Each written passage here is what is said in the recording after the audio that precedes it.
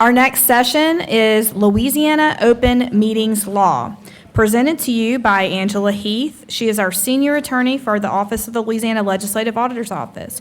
In her capacity as senior attorney to the Legislative Auditor, Ms. Heath researches and writes opinions on numerous and various questions facing the Auditor's Office, state and local officials, and public entities. Ms. Heath is certified as a state agency ethics liaison, a certified ethics trainer with the Louisiana Board of Ethics, and she is also a certified fraud examiner and a member of the Association of Certified Fraud Examiners. Ms. Heath is admitted into practice in Louisiana and North Carolina. Please welcome Ms. Angela Heath. Thank you so much. I'm so happy to be here with you all today to talk about the Open Meetings Law. I hope you all are doing well. I am still recovering from the spring forward. I hate this time of year. It's like I can't just catch up on my sleep. I missed that hour. It's going to take me about 2 weeks to catch up on it. So we'll get started. The Louisiana Open Meetings Law is based on a constitutional provision in the Louisiana Constitution, Article 12, Section 3. And it says here that no person shall be denied the right to observe the deliberations of public bodies and examine public records except in cases established by law. This law is about transparency and accountability in government.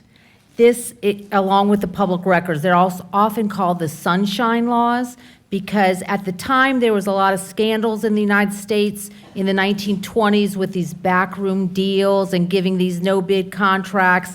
And it caused a whole turmoil throughout the United States, and a justice on the U.S. Supreme Court had said sunlight is the best disinfectant. You might have heard that saying. So that's why they get this name as sunshine law, meaning you want to be open to the public and transparent with everything you're doing because the work you're doing as a public entity is the public's business. You're spending the public's money, employees are paid with public employees, with public money. So it's about transparency and accountability.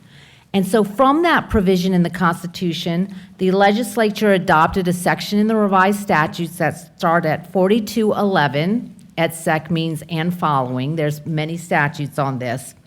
And the very beginning of those statutes, when it says the purpose, it states that these laws are to be construed liberally in favor of the public. That means the courts, when they review a question of whether something should have been open to the public or not, they're going to try to rule in favor of public access. Okay, and keep in mind, this is a state constitutional right here for all the people in Louisiana.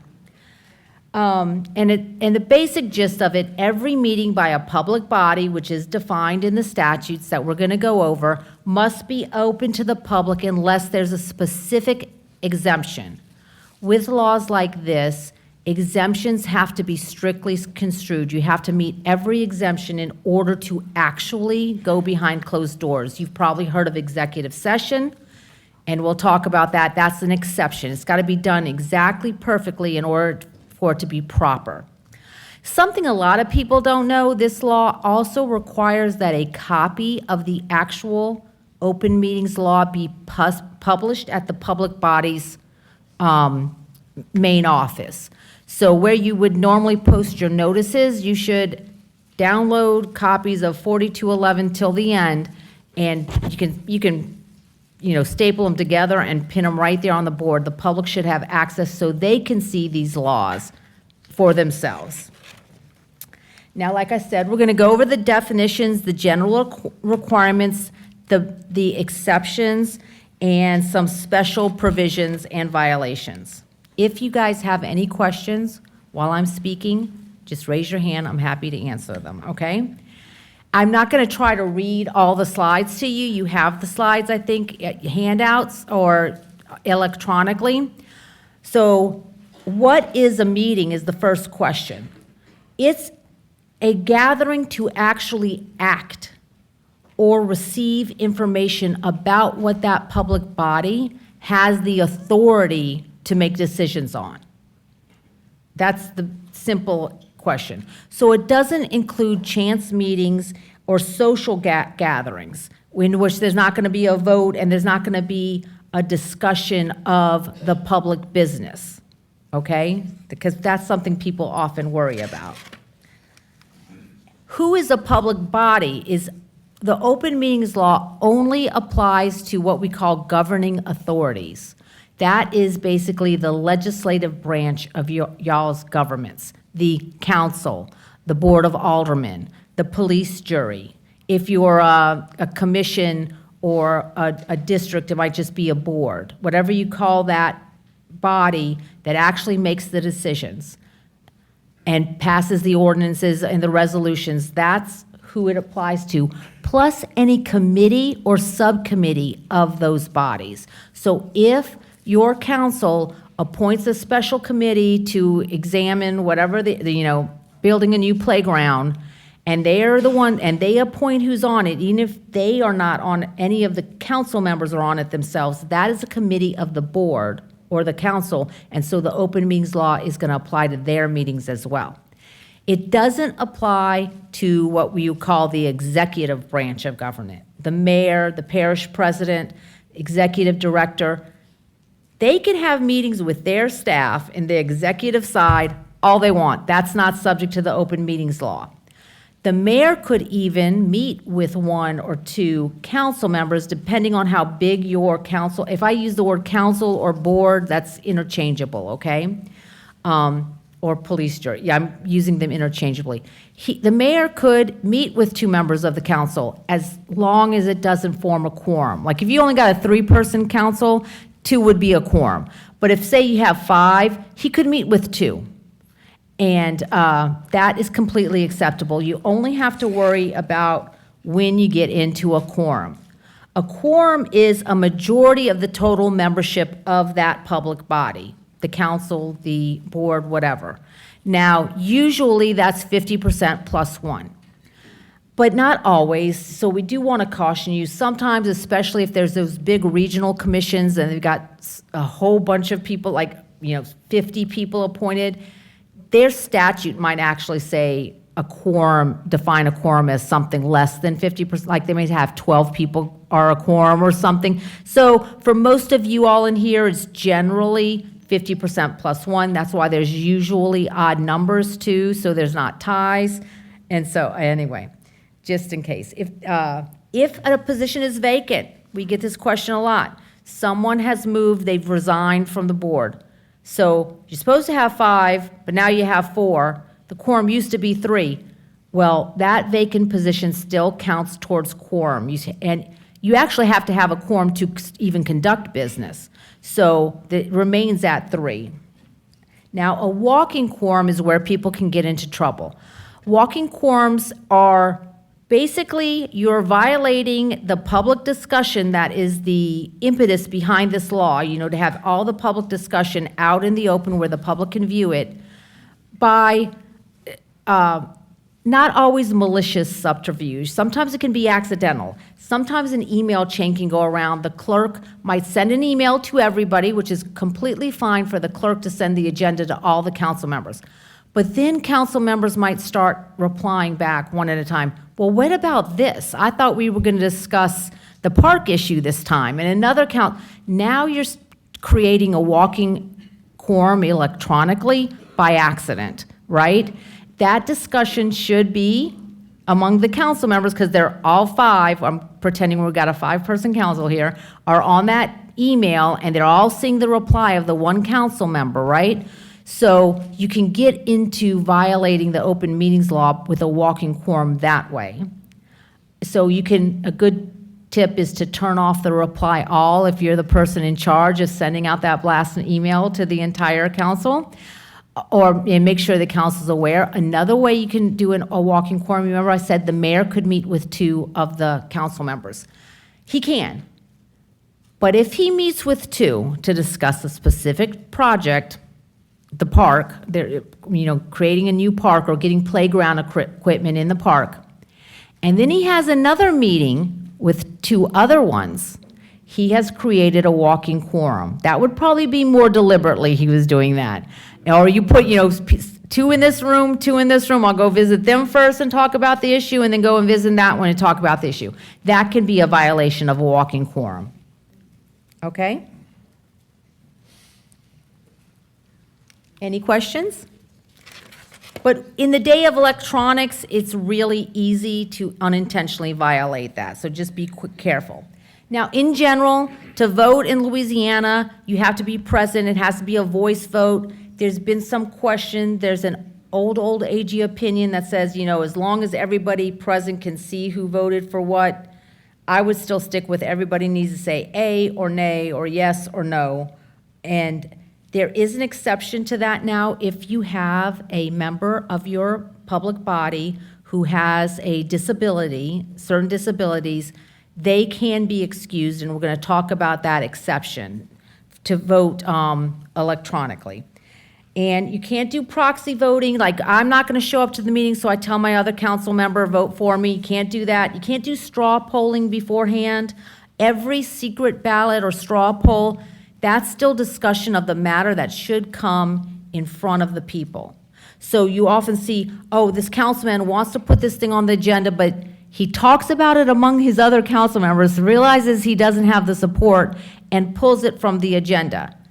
That is a violation, because first of all, he's done straw polling. That discussion of why they don't support it should have been done in front of everybody, the public at the open meeting. And the general rule is that you have to afford public comments prior to action being taken. Action in the statutes means a vote, an actual vote. If you're going to have a general discussion about something, like maybe someone's coming in to propose something that this will be a really good idea, so you've got an expert to come in to present to your town that this is what we can do with this park and this equipment, and you're just listening, you don't have to let the public and there's not going to be an actual vote then and there at that meeting. You don't have to let the public comment before that type of item on the agenda.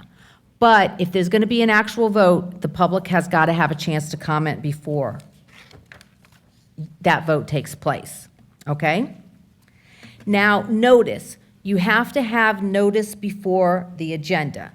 The statutes in the open meeting law talk two different kinds of notice. One is publication, they say publish, and the other word they use is posted. What they mean by publish, they mean publish in your official journal. So at the beginning of every year, you know what your planned regular meetings are going to be throughout the year. You are required to post in the beginning of the calendar year in your publish in your official journal all the dates of your regular meetings, like it's the third Monday of every month, whatever those dates are, you publish those. Then, yes, ma'am, are you asking a question? Oh, I'm sorry, I thought you were asking a question, I'm sorry. And then, right before that meeting, 24 hours before, you have to post notice. That is at the main office of the public body or where the actual meeting is taking place, because sometimes there's two different places, yes. I do have an online question for you, Angela. Walking quorum question. Yes. So we couldn't do a small group informational meeting discussion on topics before the board meeting. Should it be spread over days instead of on the same day, or not at all? You can do the small group discussion of what you're going to tell the board. As long as there's not a quorum in that small group discussion. The problem, like maybe one council member is going to meet with a team from the mayor's office to go over some fine points questions on the budget. That would be completely fine. One person meeting with the people in the accounting department, and then he's going to go back to the meeting and tell everybody at the meeting. The problem is if you've got a quorum at that little small meeting, discussional anything of the board. It's only the public body that we're thinking about, the members of that public body and whether a quorum is present. And as long as you don't do a whole bunch of separate meetings, so you're building a quorum, right? You can't, you can't do it that way either. All right. And one more question Sure. Related to the bid scoring. Will that be allowed to be anonymous, or would the bid scorer need to be identified when discussed in public meetings? The bid scoring, okay. I don't know how if they're going to discuss the bid scoring and they're going to present it to the council, that discussion is going to be in front of the whole council. Now, if that's an RFP and they're grading criteria, the committee that has been appointed, not a committee of the council, is part of the executive branch that did it. Their meeting, when they're going through the scoring, does not have to be, but the final results should be presented to the council in an open meeting. Okay? I don't know if that's answering that question, if I understood that completely. Okay. So get back to, yes? Sorry. Back to the publishing. Yes. At the beginning of the year, that's published. Can that be on website? Okay, the question is about publishing your, all your regular meetings at the beginning of the year. If you have a website, you should also post it on your website, but, and I think, but you must publish it in your official journal. That the fact that you have a website and you can give more notice, and it's a good idea, especially these days, people go to the website, I would recommend that you do publish it on your website, but the publication talked about in the statute that is mandatory is in your official journal. So you have to do both. Okay. Okay? No, well, you can do both. You have to do the official journal one by law, okay? Okay. One more question. Cancellations, does the law get into that? Okay, the cancellations, you can post your cancellation. You do not have to publish the cancellation. Now, again, if you've got a website, I would put it on the website as well, try to get as much notice out of there, but there's no requirement that you have to publish, because a lot of times, if you're canceling something, it's usually a last-minute thing, and you're not going to be able to get to the official journal in time anyway to actually publish it, but the requirement is you only post it. So posting is at the door, like at the main office, or where the meeting is taking place, if it's different places, because sometimes they are. And that has got to be in writing, and it's got to be 24 hours excluding holidays and weekends. So if your meeting is always the third Monday of the month, and you're never counting that weekend time, so your meeting's at noon on Mondays, or, okay, say noon. So you have to publish it by noon on Friday, because Saturday and Sunday cannot be counted in your 24 hours. That's the drop deadline to post, is 12 o'clock on Friday for a Monday at 12 meeting. You could post it earlier than that. You can give more, you can always give more notice, okay? But say on a Friday, say a Monday is Martin Luther King Day in January.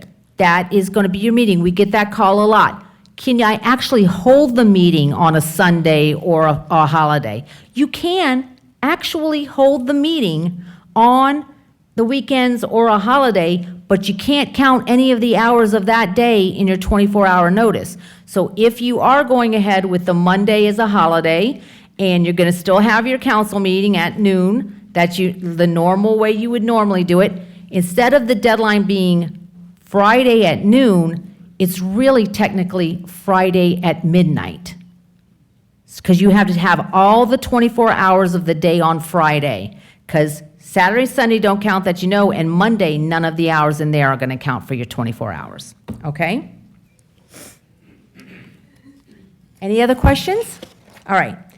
So, as we said, if you've got a website, you have to put a copy of the 24-hour notice on your website as well.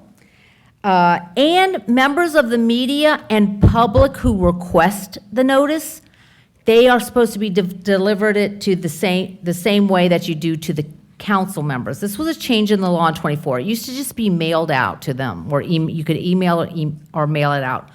Now it seems to me that the day that you hit the button to send to all the council members or board members the notice and the agenda, you have to also send it out to media who have requested, or members of the public who have requested that notice at the same time, in the same manner.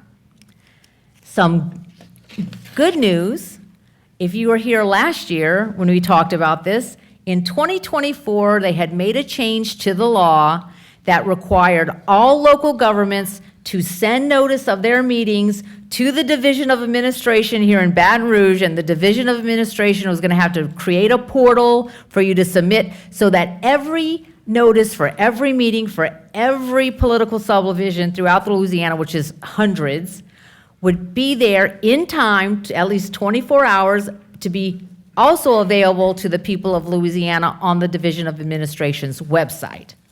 Well, last year in 2025, they repealed that. They realized that that was creating way more trouble than it was worth, and that is no longer there. I'm telling you that just because I thought that was a kind of crazy law when I read it, and I didn't know how it was going to even work because DOE didn't even have the portal or anything. Well, now we don't have to worry about it. So I'm bringing that up. Yes, it's a pet little thing of mine, so I'm spending some time on that. Like, why didn't they come ask people in local governments if this would even work? You know, every little fire district was going to have to do that. Okay. Now, what has to be in the notice? It has to have the date, time, and location, a copy of the agenda with the attachments that go with it, okay? And if there's going to be an executive session or regarding a strategy session for collective bargaining or litigation, you have to have some extra information that identifies the case, if there's a docket number, the parties involved, and a general description of what it's about, okay? Now, the Attorney General has said that the agenda has to be descriptive language. What that means is you have to give people, you don't have to have Shakespeare agendas, okay? But you have to give people enough information, because what is the purpose of this? Not everyone is going to want to come to every open meeting, but if I know this park that's in my neighborhood is going to be under discussion, that might be something I really do want to come to. But if it's a park in another neighborhood my kids don't go to, maybe I don't want to come to. So it's got to, you can't just put discussion of parks. Discuss, you know, a little bit more descriptive so that people understand what it is you're talking about. And you have to list each item separately.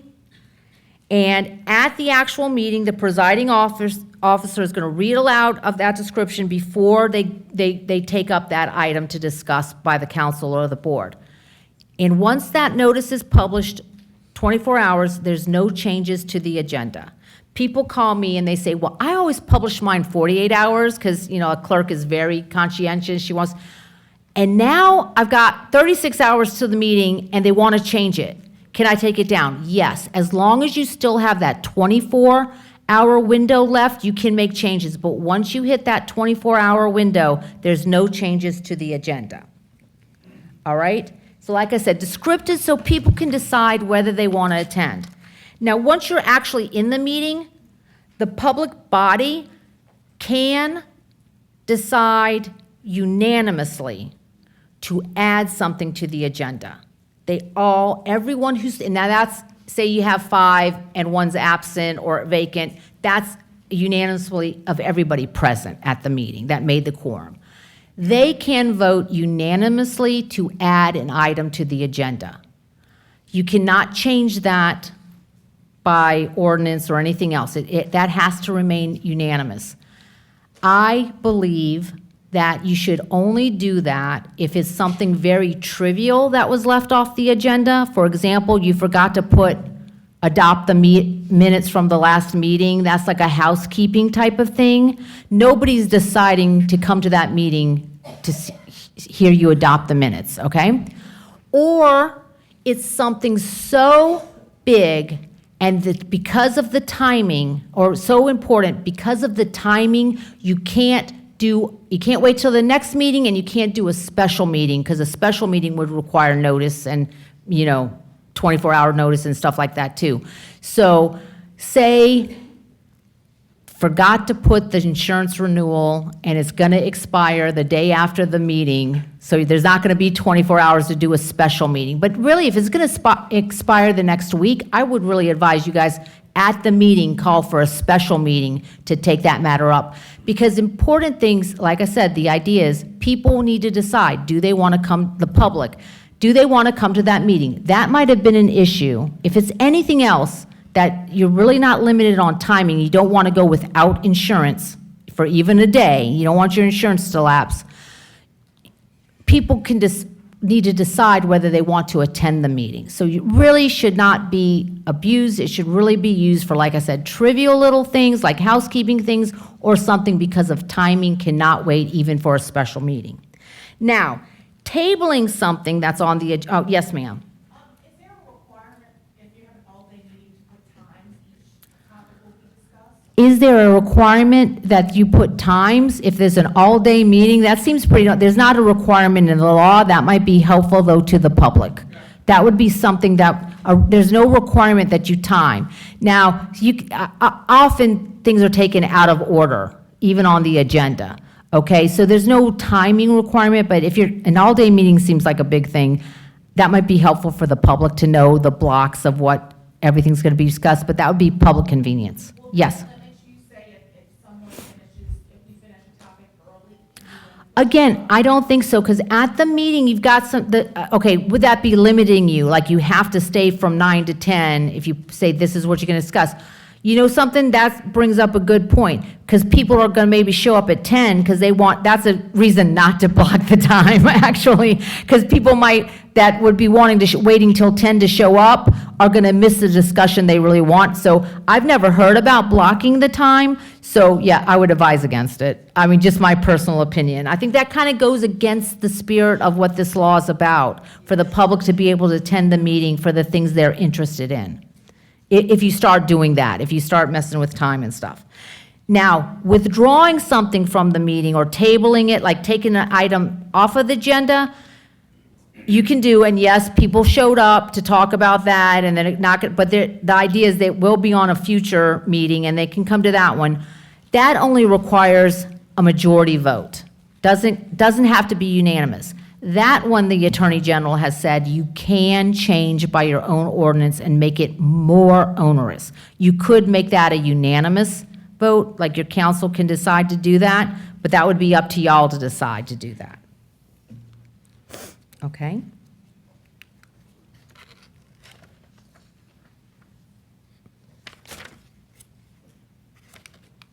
Okay. Now, minutes. Big topic of discussion. You have to keep written minutes of all open meetings except for something like an executive session. That's an exception. And what has to be in the minutes? It's written minutes that have to have the date and time and place of the meeting, the members who were present and who were absent, the substance of the matters decided, voted on, and a request of any member, and at the request of members, the individual voting records of who said yea or nay, and then, where people get in trouble, any other information that the public body requests. And so these minutes become like a transcript of the meeting, and you're ending up having to publish columns and columns in the newspaper. Yes? I'm sorry, there's a question. I'm sorry, it's online, so it's, Yeah, no, that's okay. we're going back to it. So for public comment, if we allow everybody to comment at the very beginning, but our agenda is vague, not specific, do we have to allow the public to make comments before each topic, or just Okay. the one? Your agenda should not be vague. First of all, that's like, it's not supposed to be vague, so that's already a problem. It's got to be descriptive enough to people know what each item is, okay? You can have public comment before. The requirement is, now school boards are different. School boards have to do comment right before each item. So I'm not talking about school boards, but generally for every other local political subdivision, you could have all the comments, all the items before the meeting and which item they want to discuss. You don't have to do it one at a time. You can group kind of things together, not put a time limit of what time is going to be, but everything to do with zoning, everybody come up to talk about, or whatever. You can do your comments before. The rule is they must have the public comment before you vote. It doesn't have to be right before you vote on that item unless you're a school board, okay? But yeah, it can't be a vague agenda anyway. It's got to be specific, descriptive enough agenda. Now, minutes. They're called minutes, not hours. That's what I want to let you know, all right? What has to be there is the date and time and place of the meeting, members of the public body recorded as present or absent, and the substance of the matter, and usually who voted, and the vote, whether it was 3-2, and a lot of times, you're going to put who voted yes, who voted no. I'd say that should be your minutes. This part, if your public body wants more, I suggest, and so when you're publishing something, you're publishing like this much in your official journal for your minutes of that meeting. Your public body wants more than that, I say you create a separate document. Don't call it minutes, call it the transcript of the meeting. It's still a public record. If anybody wants to show up at your door and say, hey, can I look at the transcript of the meeting, you're gonna give it to them. You could even post it online if you wanted to. That doesn't cost you much except some bandwidth, so people can look at it that way. But you don't have to pay the official journal to post it. Have two different things. The minutes, which are just those first 3 items, and the transcript, which is a separate public document that's not required to be published in your official journal. That sounds good? Okay. That's just a suggestion, but because I know a lot of y'all are doing real long minutes. You don't need to do that. I mean, just from money issue. Okay, now, the public minutes must be available within a reasonable time. They must be made available within a reasonable time.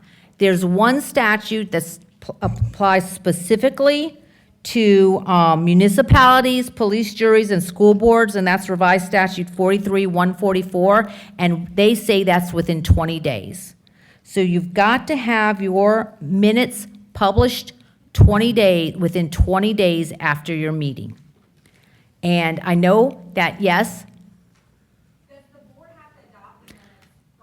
Does the board have to adopt the minutes prior? I was actually just getting to that because that's the most common question, and the answer is no, you can't. It's not possible. Most boards are having a meeting once a month. That's every 30 days. And the requirement is 20 days. So what you do is you publish the minutes as you have them and any corrections, because people say, well, what if there was a mistake? It's not, it has to be corrected. The correction to your previous minutes will appear in your next minutes. So 20 days after the meeting, you've got those minutes published, and if you're just doing what I suggested, the first 3 ones, that shouldn't take you too long, right? Then 30 days later, when the board goes to adopt them, if there's any correction, that'll be something in the new minutes that you're going to publish the next time. Oh, does that make sense? You cannot wait especially if you're a municipality, police jury, and school board. So what I tell people, the other statute that applies to other political subdivisions says reasonable time, but doesn't actually say 20 days. I say the default is 20 days. If this statute for municipalities and school boards is 20 days, that's a good gauge of what reasonable means in the other statute, okay? So do not wait till your next meeting to correct your minutes and have them adopted before you publish them. Now, another timeline with your minutes is 10 days after they're published in the journal, they must be, if you have a website, also posted on your website. So you've got 2. So 20 days after the meeting, you've got your official journal publication of your minutes, and 30 days, because 20 plus 10, you have to have it up on your website. Now, you can put them up sooner on your website, but the rule is 10 days after publication of the minutes in your official journal. Now, there are actually some, yes? So, our hospital service district doesn't have its own website, but we have 2 entities, a wellness center and a rural health clinic, and they have their own. Do I have to post to those? Okay, the question is, the district itself does not have a website, but they're basically within their district, there's 2 entities that do have websites. I believe, and this is just my opinion as a lawyer, if the district the statute applies to the actual public body, which is the district, and if the district does not have its own website, you're not required to. I would say it's a good idea to go ahead and put them on those 2 entities, those 2 hospitals within your district, but that's not a legal requirement under the Open Meetings Law. And there's actually a couple of entities that aren't required to publish the minutes. I don't think it's any of y'all. I looked around because that like intrigued me because that language was always there. I'm like, who doesn't have to publish minutes? And yeah, I know what I do for fun. The LSMSA's Math and Science School They don't have to, and housing authorities don't have to. So there you go. They don't have to publish, but everyone else does. Now, I think this, yes, okay. I had a very tragic thing happen to me. My assistant retired, and I did these slides myself, and so I messed up, and here's a duplicate slide. There's going to be one more duplicate slide. I'm sorry. She always would quality control everything, and so I messed it up, of course. All right, so that slide, ignore it. There'll be one more. All right. How are we on time? Like, do I need, because I want to, okay. Okay, public participation, we've already kind of talked about it a little bit. You've got to have a public commenting time prior to taking votes. It can be all at the beginning if you find that more reasonable.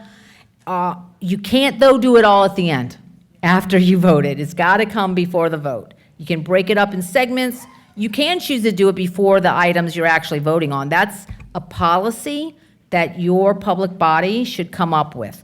You also should come up with limitations, because you don't want people going up there and talking for hours.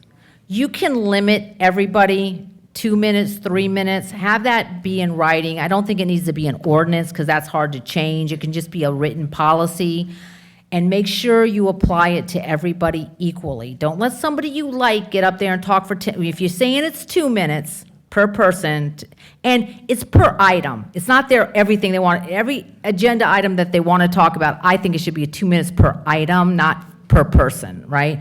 I come there, I want to talk about 5 different things. I should have my 2 minutes for each of those 5 things, was what I think the rule should be. But don't let the person you like, 10 minutes, the person you don't like, the curmudgeon that comes at every meeting, and he's always just full of complaints, no matter what the agenda item is, only have the 2. You enforce it, make sure the board, whoever's in charge, the president of the board or the chair of the board, it keeps the time and does cut the people off when it's time. Everybody fairly, okay?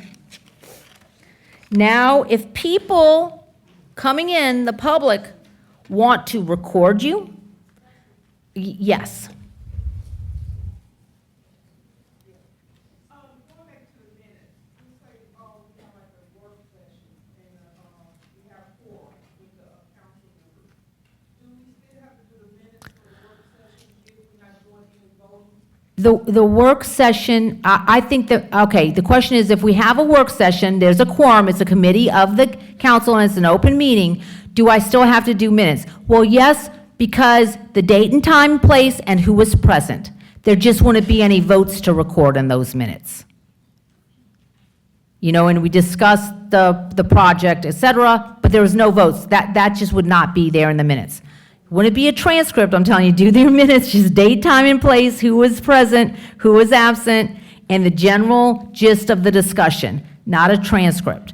But yes, that would require minutes. Subcommittees of the public body are subject to the open meetings law and the minutes requirements. And they can be reported, like if that committee comes and gives a report to the full board, that's going to be part of the minutes, and then your minutes for that subcommittee's meeting, you can publish them together, like at the bottom. It can be one publication. Minutes of the subcommittee, and just date, time, and place, who was present, who wasn't absent, and the gist of the discussion, very short. Okay? If there was no votes, obviously. All right. Someone comes in, he's got a video camera or he's got his phone and he starts recording the council, you have to let them do that. They have the right to record the public body's meetings. And they can be live streaming it to their Facebook or whatever they've got simultaneously. You cannot stop them. What you can do, your public body can have rules of where they can stand, like they can't go right up in front of where they're all sitting or blocking people. You can have standards like that. All the press is over here. That includes any member of the public who wants to also record us or something like that. But you have to allow them. Just recently, 2 years ago, larger governing authorities, like parish governing authorities in parishes of $25,000 people or more, school boards in parishes of 25,000 people or more, And municipal governing authorities and municipalities of $10,000 or more are now required to basically live stream or simultaneously broadcast their meetings in real time. Okay? If you're not that big of an entity, can you choose to live stream or broadcast? Yes, but you are not required to. If you are choosing to do that, I would also suggest you all adopt policy and rules of how that's going to work. For example, this law for these bigger entities, say they have to live stream it or broadcast it. If they're choosing live stream and something happens and the internet connection goes out and they're not streaming, I believe, there's no Attorney General's opinions, they have to actually stop the meeting, adjourn until they can get that issue fixed. Because it must be, now if you're broadcasting, that's a little different. Broadcasting, is not going to have those live streaming issues, but because you're required for these bigger entities to actually be broadcasting or live streaming as it's actually going on, so they're going to have to stop, in my opinion, and they should have rules themselves. If you're smaller and you're choosing to, I would still have a policy. If the internet connection goes out, we will not be adjourning the meeting. Have that so the public can understand, yes, we're giving this to you, though we don't have to, or if something happens, we'll take a half an hour to try to, we'll adjourn the meeting for a half an hour, like limit how long you're going to stop the meeting, and then we're going to continue with or without the broadcast, right? That's just a tip from me. Now, executive sessions. I know councils and boards love to go into executive sessions. This is, but it's an exception to the open meetings law. You're actually keeping information, you're hiding something away from the public, basically, if you want to say hiding. Well, the reason she has to be very good, and it's got to be in the statute that allows you to go in executive sessions. Hospital service districts have their own special one for economic competitiveness. Is that what I can't, they can discuss stuff for strategy for their hospital. They've got a special exception called, what? Strategic planning. It's only for hospital service districts, right. But generally, for everybody else, you've got these exceptions, yes. Going back to live stream, one quick question. Does the municipality with population over 10,000 apply to quasi-public bodies like volunteer fire departments? That's not a municipality. A municipality means like a city, a town, a village, okay? So not fire districts. They can choose to live stream, but they are not required to. So executive session, there's actually a few more than what's posted up here that are in the statute, but they don't really apply to you. There's special rules for civil service when they're doing their exam. They can go in, like their exam questions. The State Mineral Board, when they're, has a special exception. And school boards for parent-teacher conference type stuff that they're bringing the parent and the student in to discuss the student. So I didn't put them up here. These are the 5 ones that apply to most of you all.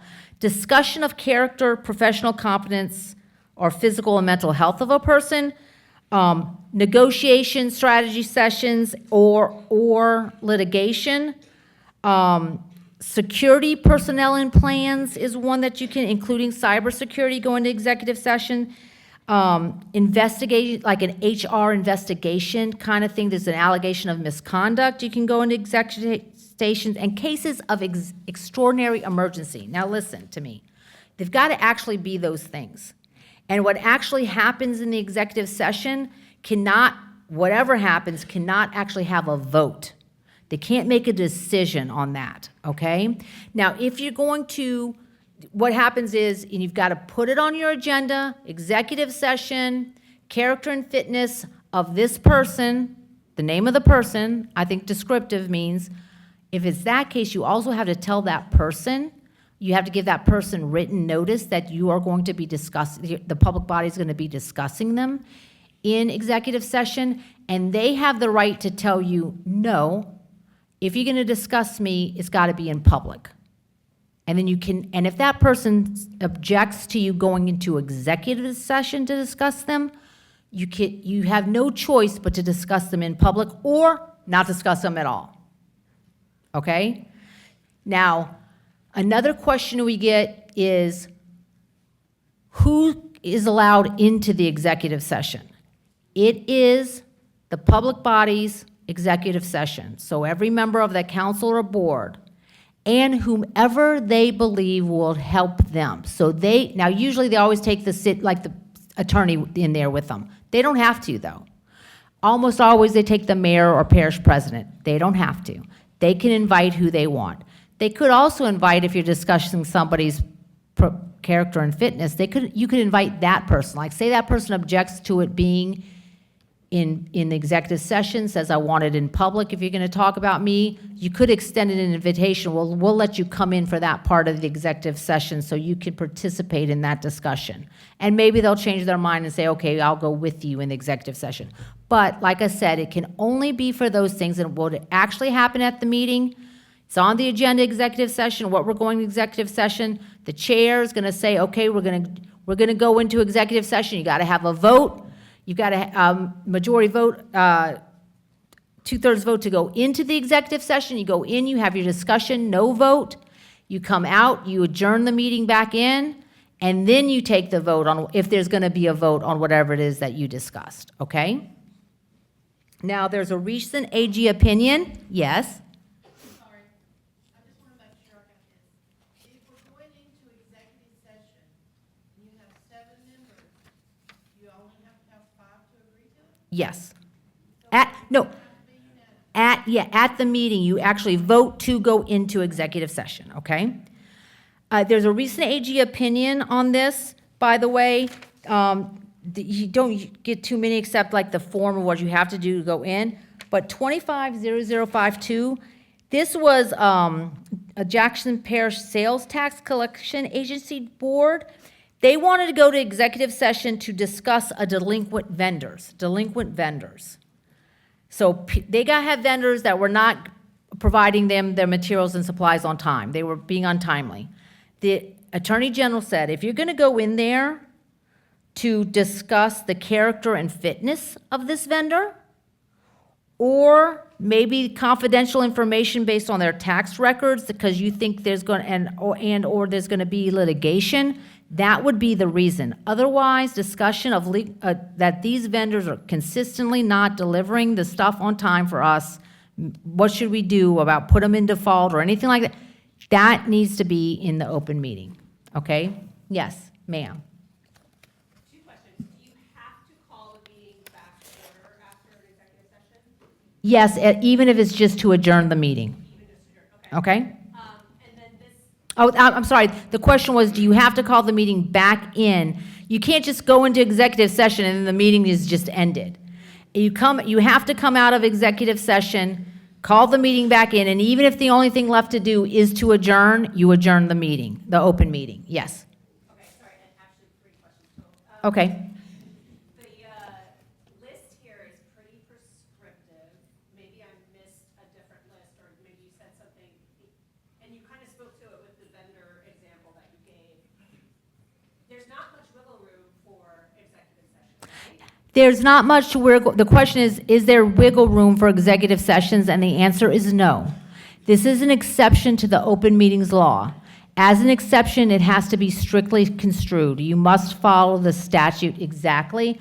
I think I kind of cut and pasted it right from the statute, but I may have shortened something, so I didn't put a whole bunch of legalese, but you need to look with your attorney and go through that statute 4217 and look at that list and see if what you want to go into executive session fits. Okay, so my final question related to that is, how does this get enforced? I'm assuming you don't have minutes on executive session. Not within the executive session, but it's on your, okay, how does it get enforced? Because there's no minutes within the executive session. Okay, how do you enforce anything with the open meetings law is very difficult, but the penalty I can tell you is that everything you did at that meeting, if you did an improper meeting, is going to be voided, and you'll have to do it all again. That's the penalty for not following the open meetings law properly. You would have to go to the DA within 60 days after the violation occurred, and to make the claim that it was improper. Like say you're going to discuss the character and fitness of the head librarian, okay? And you go in and you discuss it and you all decide in there you're firing him. Then you come back out of executive session, you go back in the meeting, you don't mention anything, and then after the meeting, one of the board members tells the library guy, hey, you're fired, we fired you. That obviously was a violation, okay? So a lot of this is you have to follow the rules on your honor, your elected official, and follow the rules, but I would say that librarian has a good case that he was not fired properly and he could sue them. It is going to take either a member of the public or somebody affected going to the DA to make the complaint, and the DA coming in, or somebody civilly like that, a librarian could have a civil suit for he was fired improperly, and take it to court and have actual litigation on that. And that could actually come in a money judgment if the court decides that one, but the normal thing is going to be the board's going to have to redo everything they did at that meeting again, because all ordinances, anything they actually did is going to be void, as if it never happened. Okay? So, and here,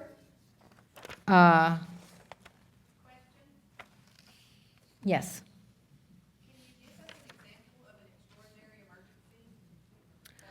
Yeah, it's actually in the statute. It says, which shall be limited to natural disaster, threat of epidemic, civil disturbances, suppression of insurrections, the repelling of invasions, or other matters of similar magnitude. All right? Yes. Can you go into executive session to discuss salary?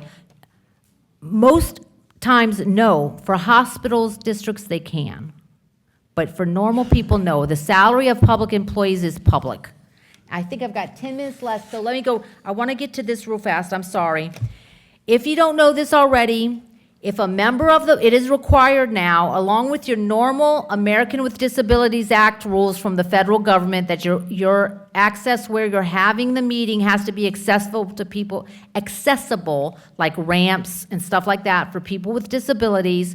The Louisiana legislature created a separate rule that if the person, a member of the public, has a disability such that they cannot go out in public to even attend, maybe they have an autoimmune compromise thing, you have got to accommodate them. Depending on how many resources you have, there's different levels. You should have rules on how you're going to do that. On your notice where it says if you need a assistant attending the meeting, you should have that little ADA disclosure, that phone number. It can be the same person that calls there. But someone comes up and says, I can't physically attend the meeting and I want to see it. You've got to try to accommodate them with a video conference or a telephone conference, or if you can't do that because you don't have that capability, calling on the cell phone and letting them listen into the meeting while you're doing that. But that should be rules on how you're going to handle that. I personally tell people, because people, especially when this passed in '24, were asking a lot, well, do I need to get proof from them that they have whatever disability it is that they say? I personally say no. If they request it, give it to them, the member of the public, because you don't want to have medical records of the public in your public record documents, okay? That's going to be too much for you to want to worry about. Now, members of your board, what if a member of your board has a disability, and it's got to be, the definition, we call it an ADA-like, because it's not the federal law, but they have a list of what constitutes this kind of disability, and it's like a life-altering type of disability. If one of the members of the board comes down with that or develops that disability, he or she, you have got to allow them to attend the meetings, either video conference or telephone conference, and they can vote. The whole meeting doesn't go online. Everybody else shows up. But that one board member who is ADA type disabled and cannot physically attend the meeting, this isn't he broke his leg. He broke his leg, he's staying at home and he's missing that meeting, okay? But if he has some ADA disability that he's required, that he cannot physically come to the meeting, you have to accommodate him video conference or telephone conference, not just the phone call kind of thing. You have to accommodate him on that, and he can vote. So this is an exception to having to be present to vote. And just because you have one that qualifies, like I said, does not mean the whole meeting goes online. Only for him or her does it go online. He can participate remotely and actually vote remotely.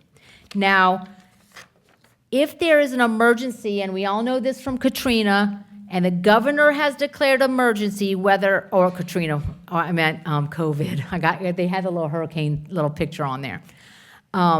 It's a statewide emergency or an emergency local, a lot of time when this hurricane is just the Lake Charles area that's got the governor declared emergency, or just the New Orleans area. If you happen to fall where there's a government declared, a governor, not your parish president, not your mayor declared the emergency, the governor declared the emergency, your whole council can go to that remote meeting. Now, they've got again, this is an exception to the open meetings law, so you've got to meet these strict requirements. And really what you should be talking about on the number 2 one, matters on the agenda are limited to emergency or time-sensitive matters. It's not your regular meeting.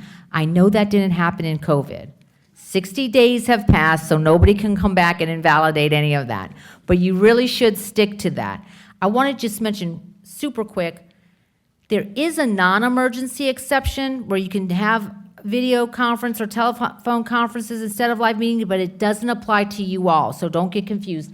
It's 4217.2. It is put on there only for state boards that are statewide, like the State Bond Commission can have some remote meetings, but for every local, it doesn't apply to. You only can do the remote meeting when there's a governor declared emergency in your area. Yes. And I think this is going in line with that to confirm that if a board member can't make the meeting, but they're not disabled, they're not allowed, correct? Yes, it's not just an exception because it's inconvenient or for some reason that day that board member can't come. It's got to be an actual disability that prevents that board member from being able to attend the meeting. Then he or she can be accommodated to attend remotely.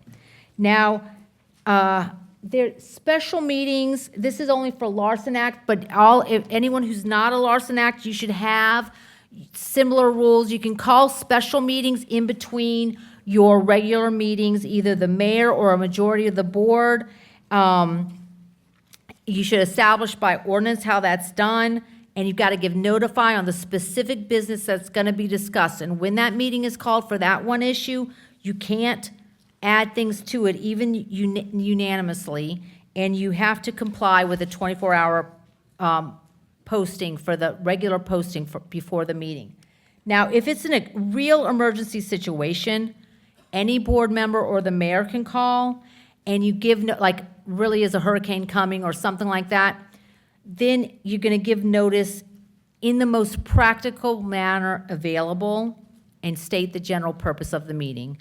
And any ordinances adopted, that you can't actually adopt an ordinance at that meeting without having to do all the publication that you would normally have to do for the ordinance. It's got to be by a 2/3 vote, and that ordinance is only effective for 60 days. So it's only to cover that emergency is the idea, because the emergency is going to end, and that's in extreme cases of natural disasters or threats of epidemic, it says, civil disturbances, insurrections, stuff like that.